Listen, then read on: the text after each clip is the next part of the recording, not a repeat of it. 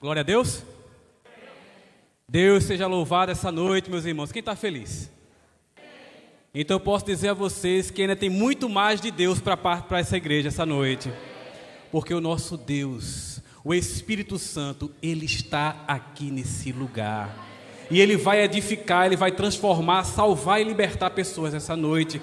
Já começou através dos louvores, da leitura da palavra e das orações. Então continuemos. Pai, muito obrigado pela oportunidade que temos de estar na Tua presença.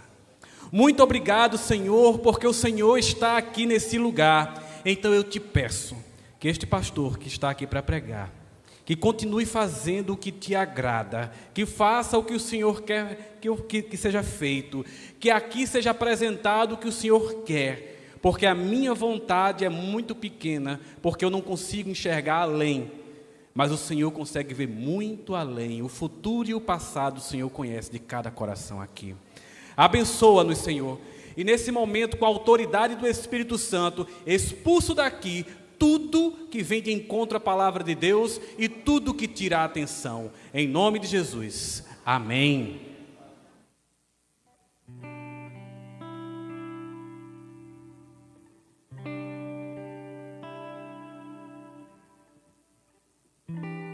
Tá bom, obrigado. Igreja abençoada. Sempre tem alguém servindo, sempre tem alguém auxiliando. Meus irmãos, hoje eu quero falar sobre um lugar chamado Cidade Celestial. Mas antes de chegar para falar desse lugar, eu quero falar como é que a gente chega lá. E eu quero falar sobre as coisas que nos impedem de chegar lá. Eu já posso adiantar uma coisa: os céus, a Cidade Celestial, é um lugar que eu tenho saudade. É um lugar que eu não vejo a hora de estar lá.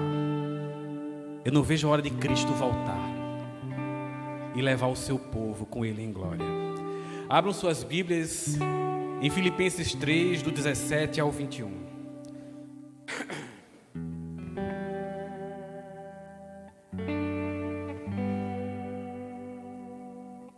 Quem tiver Bíblia, abra. Quem tiver no celular, use. Mas deixe em modo avião. Jesus Cristo vai ligar daqui para você. Filipenses 3, do 17 ao 21, todos encontraram? Glória a Deus. Irmãos, sigam unidos no meu exemplo e observem os que vivem de acordo com o padrão que lhes apresentamos. Pois, como já lhe disse repetidas vezes, e agora repito com lágrimas, há muitos que vivem como inimigos da cruz de Cristo. Quanto a estes, o seu destino é a perdição, o seu Deus é o estômago e tem orgulho do que é vergonhoso. Eles só pensam nas coisas terrenas. A nossa cidadania, porém, está nos céus, de onde esperamos ansiosamente um Salvador, o Senhor Jesus Cristo. Pelo poder que o capacita a colocar todas as coisas debaixo do seu domínio, Ele transformará os nossos corpos humilhados para serem semelhantes ao seu corpo glorioso. Aleluia. Meus irmãos, a situação que Paulo estava vivendo quando escreveu a carta aos Filipenses não era uma situação fácil. Já imaginou você dar ânimo a alguém nas últimas forças da sua vida? Ou então você dá ânimo a alguém dentro de uma prisão? Pois era justamente assim que Paulo estava quando escreveu esta carta aos irmãos da igreja de Filipenses. Ele estava preso numa prisão muito desagradável e suas pernas estavam dentro de troncos e acorrentado. A situação não era fácil, mas Paulo, ele estava com um ânimo muito grande, ele estava muito feliz. Mas a felicidade dele não era a felicidade das coisas terrenas, nem nas coisas que esse mundo pode oferecer. A felicidade estava, porque nos versículos anteriores a esse, Paulo, ele tinha falado quem ele era e que tudo isso ele tinha dado por perca. Circuncidado ao 8º dia, da tribo de Benjamim, hebreu de hebreus, zeloso pela lei, perseguidor da igreja, alguém que era doutor da lei, alguém que conhecia tudo. Ele era um homem importante e que fazia a diferença entre o povo judeu. E em determinado momento Paulo fala: olha, está vendo tudo isso que eu era? Nada disso significa para mim. Isso não significa nada se Cristo não estiver comigo. Se eu não estiver vivendo o que Cristo quer que eu viva. Meus irmãos, uma coisa que eu aprendi: é tão bom estar na presença do Senhor. É tão bom viver para a glória dEle. É tão agradável saber que o dia de amanhã pode ser difícil, que as coisas podem não acontecer da forma que eu queira, que as coisas possam complicar, que uma doença possa me abater, mas a certeza que eu tenho de que um dia eu vou ter com Cristo face a face, que eu vou poder beijar os pés dele e dizer obrigado por ter me salvo. Era isso que Paulo vivia. Não importava a tribulação, não importava o momento, ele continuava a cuidar das igrejas na qual ele havia plantado. E a igreja de Filipos era uma igreja que faziam 10 anos mais ou menos que Paulo havia plantado esta igreja, que Paulo havia evangelizado. Filipos é uma cidade que ela serve de porta para a Ásia, ela fica ali no finalzinho da Europa, ela serve de porta para a Ásia. Era uma província romana, ali Roma tomava conta. E a situação daquela igreja é que eles viviam uma pressão muito grande por parte de Roma.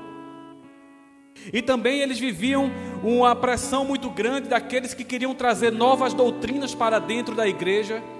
E Paulo, sabendo de tudo isso que estava acontecendo, mesmo na sua aflição, mesmo na sua dor, mesmo dentro de uma prisão, ele manda uma carta para eles, para alegrar o coração deles.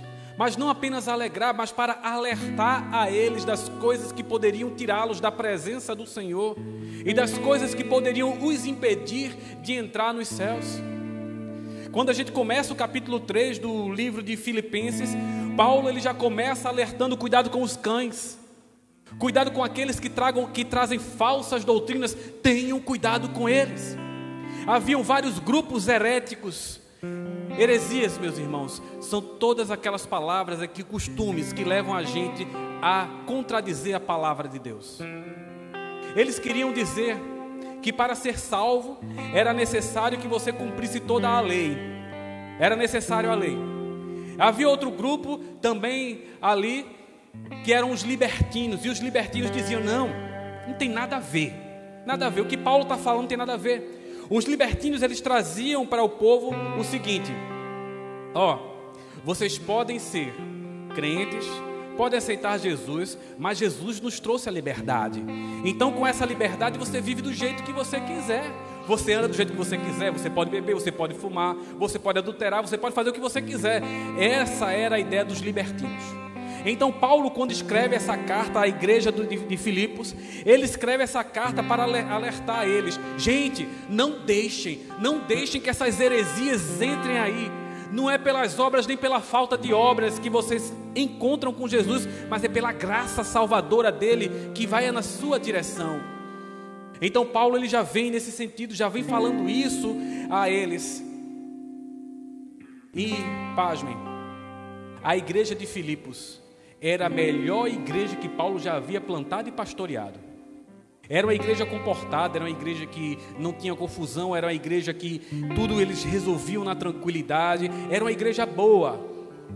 E mesmo assim, as heresias queriam entrar naquela igreja, as heresias queriam entrar no coração daqueles homens e mulheres. E Paulo escreve essa carta alertando.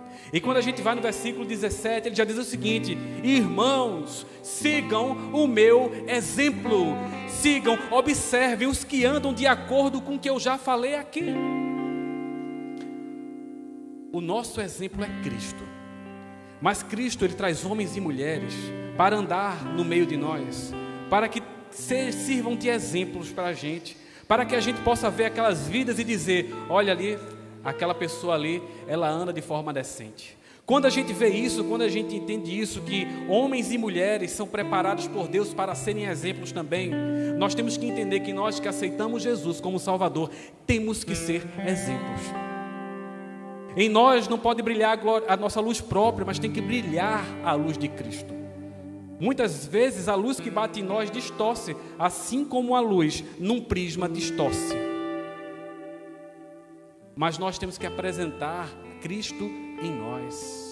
E é isso que faz toda a diferença. E Paulo já começa o versículo 17 dizendo: gente, presta atenção, olha o meu caminhar, olha a minha vida, olha o que eu fiz. Eu larguei tudo, eu deixei tudo, eu consegui perceber que as coisas terrenas, que as coisas deste mundo não me levaram e não levam ninguém a canto nenhum. Então vivam desta forma. Paulo está dizendo: eu estou chamando a atenção para mim, para que vocês não olhem para esses libertinos, para esse pessoal que segue as leis de Balaão, para esse pessoal que segue as leis de Jezabel, para esse pessoal que diz que a lei é que salva e não que a graça é salvadora.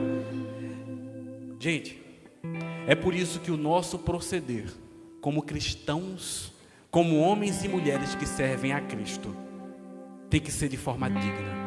Temos que caminhar de forma honesta, temos que caminhar de forma decente.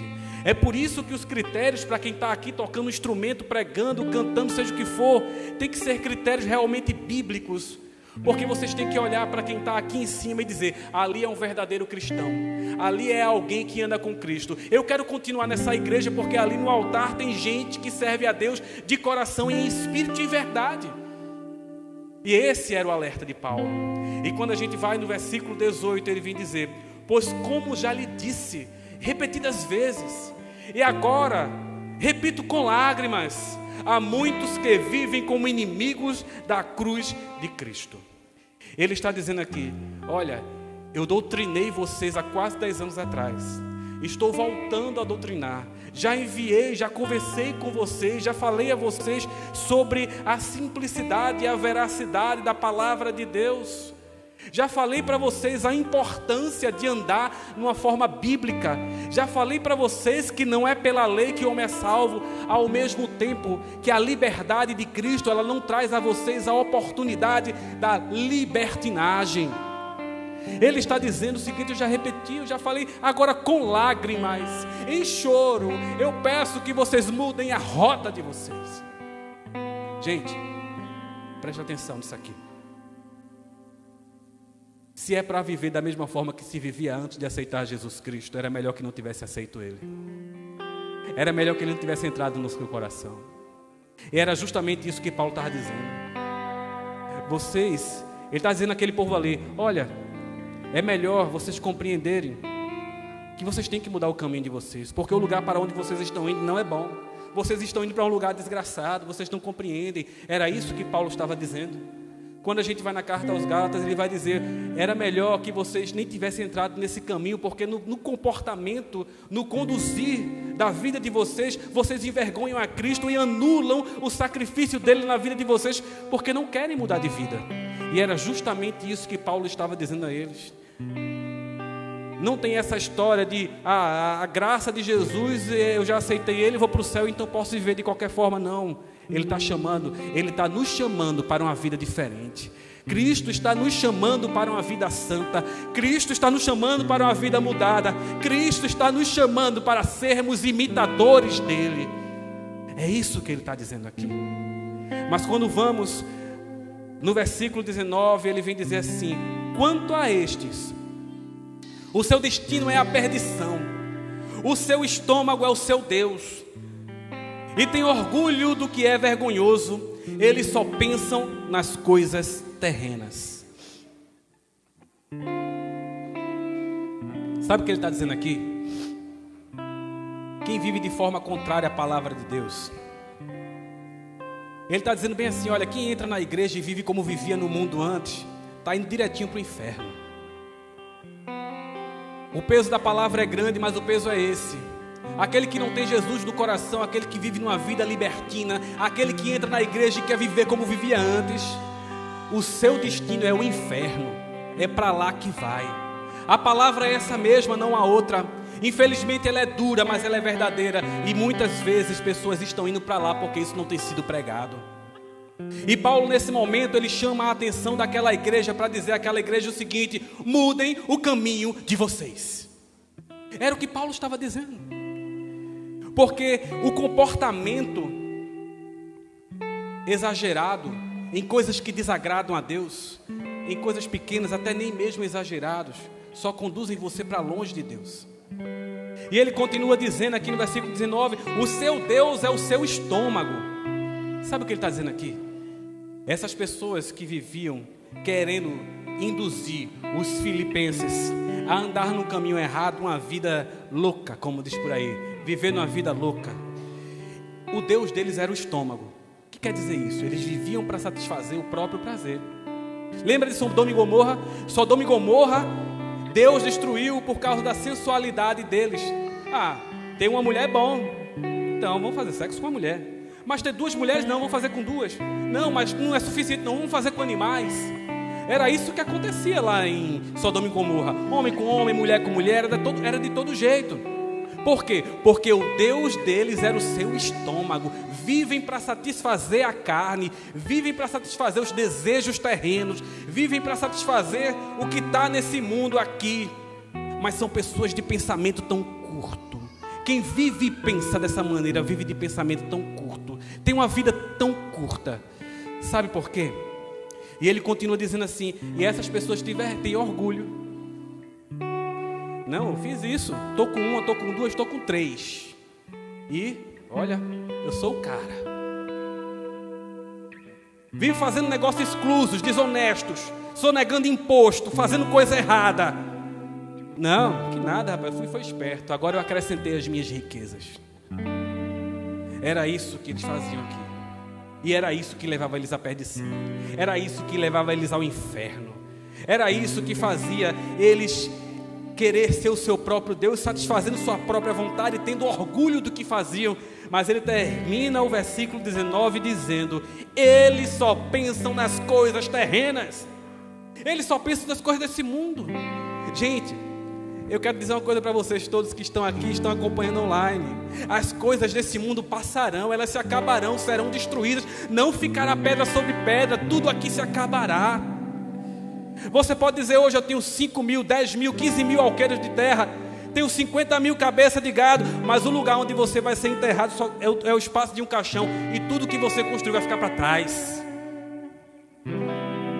Mas quando você entende que a sua mente, ela não tem que estar voltada para as coisas terrenas, para as coisas desse mundo, você vai muito além, porque não existe investimento maior do que na relação com Deus. Se relacionar com Deus é um investimento muito grande. É um investimento que não se acaba quando o teu corpo padecer, mas é um investimento que permanecerá por toda a eternidade. Sabe o que é viver na eternidade, meus irmãos? Viver na eternidade é passar um tempão lá e conhecendo a Deus.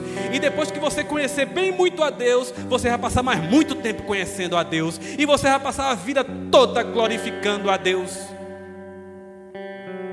Uma coisa que eu sempre digo: se você trabalha de domingo a domingo, você é escravo e não é filho. Aprende isso. Se você trabalha de domingo a domingo, você não é filho, você é escravo. Porque Deus determinou um dia para descansarmos e vivermos para a glória dele. Sabe por que isso? Porque quando você descansa um dia, glorificando a Deus, você está apenas degustando o que vai ser a eternidade. Se um dia descansando e glorificando a Deus é bom, imagina a eternidade toda fazendo isso, onde você não precisará mais dar o suor do seu corpo para trabalhar, onde todas as coisas serão unicamente para a glória de Deus. Não tem coisa melhor. E aí quando Paulo chega no final do versículo 19 dizendo: não busquem as coisas terrenas, ele faz uma inversão total no versículo 20. E ele agora começa a falar de como é bom não pensar nas coisas desse mundo, mas como é bom pensar nas coisas de Deus. E o versículo 20 vem da seguinte maneira: a nossa cidadania, porém, está nos céus, de onde esperamos ansiosamente um Salvador. E o nome desse Salvador é Jesus Cristo. Meus irmãos, a cidade celestial é o lugar para onde vamos. Eu quero que você saiba de uma coisa essa noite: você que aceitou Jesus, a sua pátria não é aqui. Aqui é o lugar onde você está vivendo e o seu corpo um dia padecerá. Mas esse lugar aqui não é o lugar final da tua vida, você que tem Jesus no seu coração. Jesus Cristo, no livro de João 18, versículo 36, vem dizer: o meu reino não é deste mundo. Se o reino de Deus não é deste mundo, e se um dia Ele nos levará para a pátria celestial, então do que valem as coisas que a gente vive aqui? O valor que tem nas coisas que vivemos aqui neste mundo é: se eu trabalho para a glória de Deus. Se eu me caso para a glória de Deus. Se eu crio meus filhos para a glória de Deus. E tudo que eu faço é para a glória de Deus. É por isso que Paulo chega e diz: todas as coisas que eu considerava importantes para mim, eu tenho agora como esterco, não serve para nada, porque o que mais me importa é um dia alcançar o prêmio, a coroa, a salvação, estar com Cristo em glória. Agora eu pergunto a você: o que vale viver essa vida se não for na expectativa de um dia estar face a face com o nosso Senhor? Do que é que vale? E onde será a cidade celestial? Apocalipse 21, versículo 1 e 2. Então vi um novo céu e uma nova terra, pois o primeiro céu e a primeira terra tinham passado, e o mar já não existia. E vi a cidade santa, a nova Jerusalém, que descia do céu da parte de Deus, preparada como uma noiva adornada para o seu marido. É o lugar para onde a gente vai. É a cidade celestial. No livro de João, capítulo 14, ele vem dizendo: na casa do meu pai há muitas moradas. Se assim não fosse, eu não diria a vocês: virei e levarei vocês. Meus irmãos, a cidade, a morada é o Pai. A morada é o Deus Pai. É a primeira pessoa da Trindade, a primeira pessoa da Triunidade. Ele é a nossa morada. A porta para entrar lá, a porta para adentrar na cidade celestial, não são as coisas terrenas. Não é a fornicação. A porta para entrar nos céus não é a desonestidade. A porta para entrar nos céus não é o adultério. A porta para entrar no céu não é nada disso. Tudo isso são coisas que você planta aqui, colhe aqui e sofre as consequências aqui. Mas a porta para entrar nos céus é Jesus Cristo de Nazaré. Ele é a porta. Ele é a porta para adentrar na cidade celestial e não viver mais as coisas deste mundo. É por isso que eu quero dizer a você essa noite: arrependa-se, arrependa-se e mude o seu caminho, porque que Cristo tem muito mais para você do que esse mundo pode oferecer. É noite de arrependimento, é noite de salvação. Cristo está à porta e batendo, dizendo: ei, você é meu. Ei, eu quero te chamar da morte para a vida. Não é mais para você continuar no mesmo caminho. Você tem que viver uma vida diferente. Cristo está dizendo isso para você. Pastor, e como é que eu faço para não cair nesses erros e não viver esses erros? É muito simples. Basta você viver na expectativa dos céus. Porque quando a gente vive na expectativa dos céus, quando a gente vive na expectativa de que Cristo pode voltar a qualquer momento, a gente anda ansioso pela volta dele, ansioso no sentido bom, ansioso no sentido de querer logo que ele chegue, para que o seu corpo seja glorificado, para que o corpo que vivemos, esse corpo aqui que nós temos, ele seja transformado e entremos na cidade celestial e venhamos a viver para a glória dele. É essa mudança de pensamento. O livro de Romanos capítulo 12 vem dizer que é pela renovação da nossa mente que entenderemos a boa, perfeita e agradável vontade de Deus. E é por essa renovação de mente que a gente muda a forma de pensar. E quando a gente muda a forma de pensar, a gente vai olhar para as coisas terrenas e vai dizer: não, quero não. Isso aqui me afasta de Deus. Não, mas eu tenho um negócio bom para você aqui, vamos lá. Olha, tu vai sonegar isso aqui, fazer aquilo ali, mas vai ser bom. Você vai dizer: não, não quero não. Olha, tu está me oferecendo dinheiro, mas eu ganhei a cidade, ó. Eu vou para lá, eu estou juntando tesouro nos céus, como está escrito em Mateus 6:20. É esse convite que Deus faz para a gente. Viver pensando nele, viver pensando no momento que a gente vai olhar para a face dele. A Bíblia, ela é revelação de Deus, mas ela não revelou Deus por completo. Aqui está a revelação do que Deus quis apresentar a gente. Agora imagina você vivendo lá com ele, face a face, podendo fazer todas as perguntas que você queria fazer, podendo conversar com ele, podendo viver para a glória dele, podendo olhar o Deus vivo que te chamou da morte para a vida. Quando você vive olhando para ele, quando você vive na expectativa da volta dele, as coisas deste mundo já não importam, porque você encontrou um novo motivo de viver. E é justamente isso o que Paulo está falando. Mas a mudança de perspectiva, ela vem através de Jesus. Pastor, e o que é que vai acontecer lá na cidade celestial? E como é que vai ser? Apocalipse 21, do 3 ao 7. Ouvi uma forte voz que vinha do trono e dizia: agora o tabernáculo de Deus está com os homens, com os quais ele viverá. Eles serão os seus povos, o próprio Deus estará com eles e será o seu Deus. Ele enxugará dos olhos toda lágrima. Presta atenção nisso. Ele enxugará dos olhos toda lágrima. Não haverá mais morte, nem tristeza, nem choro, nem dor, pois a antiga ordem já passou. Aquele que estava assentado no trono disse: estou fazendo novas todas as coisas. E acrescentou: escreva isto, pois estas palavras são verdadeiras e dignas de confiança. Disse ainda: está feito. Eu sou o alfa, o ômega, o princípio e o fim. A quem tiver sede darei de beber gratuitamente da água da vida. O vencedor herdará tudo isto, e eu serei seu Deus, e ele será meu filho. Essas palavras, meus irmãos, é para todos nós que aceitamos Jesus como Salvador. Porque você que ainda não aceitou Jesus como Salvador, eu tenho uma notícia para te dar. Você é apenas criatura de Deus. Mas a partir do momento que você aceita Jesus como Salvador, você passa a ser filho por adoção de Deus. E todas essas coisas que estão aqui prometidas, um lugar bom, um lugar onde não há lágrimas, um lugar onde não há dor, um lugar onde não há choro, está prometida apenas aos filhos de Deus. Quem não é filho, isso não recebe. Deus está aqui falando para você pessoalmente, um a um, até para mim. Olha, viva na expectativa do meu retorno, porque a fé é o firme fundamento das coisas que não se veem, mas que se esperam. Espera por mim que eu vou voltar, filho meu. Espera por mim que eu vou voltar, filha. Não te desespera com doença, não. Porque se você tem Jesus no seu coração, a cura vai ser celestial, ou então Ele vai te curar aqui mesmo. Vai ser do jeito que Ele quiser. Não te desespera com as finanças, acreditando que tem que fazer negócios exclusos. Não, você não precisa. O Deus que cuida de você, Ele está cuidando de todas as situações. Você precisa apenas olhar para Ele.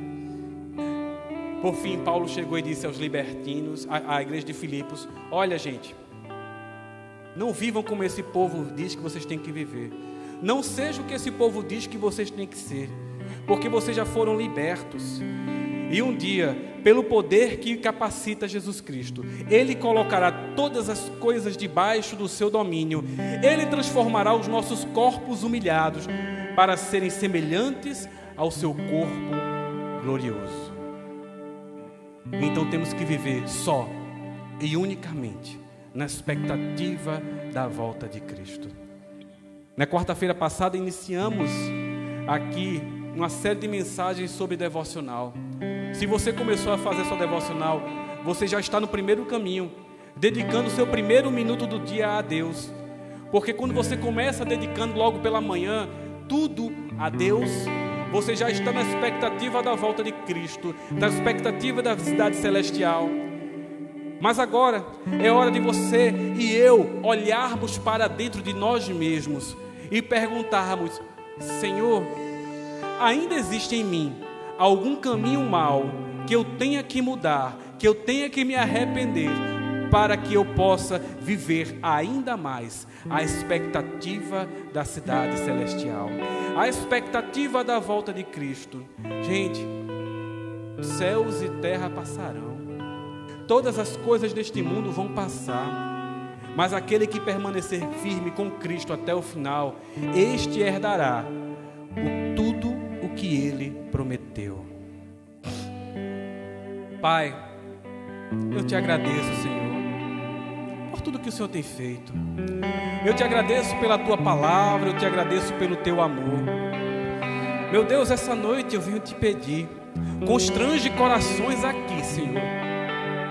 Meu Pai, constrange, mas constrange inclusive o meu, constrange os corações que estão aqui, para pedirem perdão e arrependimento pelas más obras. Senhor, em nome de Jesus, eu te peço, Espírito Santo de Deus, convence pessoas desse lugar do pecado, da justiça e do juízo, para que tenham um encontro verdadeiro contigo e mudem suas vidas. Senhor, eu te peço salvação nesta igreja, eu peço a ti libertação, eu peço ao Senhor que essas pessoas possam andar de formas livres na presença do Espírito Santo, que possam viver na tua presença dia após dia, expectando a tua volta. Por favor, Senhor, nos mostra sempre o caminho que temos que seguir, nos mostra sempre o caminho que temos que andar. Do que vale viver a vida se não for pensando na tua volta? Então transforma as nossas obras, Pai, em frutos do Espírito, para que tenhamos uma vida nova e não queiramos mais viver como no passado, onde não sabíamos discernir nem a mão direita da esquerda. Senhor, recebe a oração de quem neste momento está orando com sinceridade. Eu te peço de todo o meu coração, em nome de Jesus. Amém. Eu peço que os irmãos reflitam sobre toda a sua vida enquanto